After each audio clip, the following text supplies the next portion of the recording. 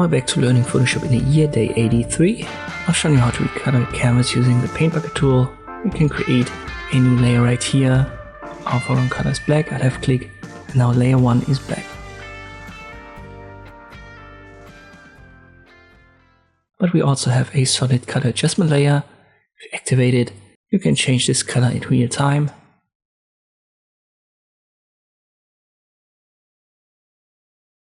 It's going to fill your entire canvas. Just confirm we are OK.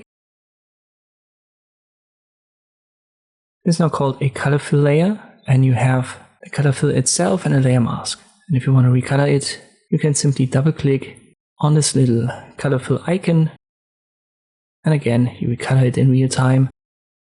And it doesn't matter what tool is active, so let me activate the move tool. I recolor that to orange. And this is usually the easier way to do it because you can see directly what's happening here. And you also have a layer mask directly attached to it.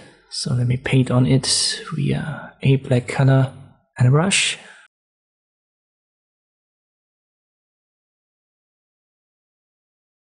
We'll make it 250. And there you go. Layer 1 is blend through. Now layer 0. Now I'll check about design.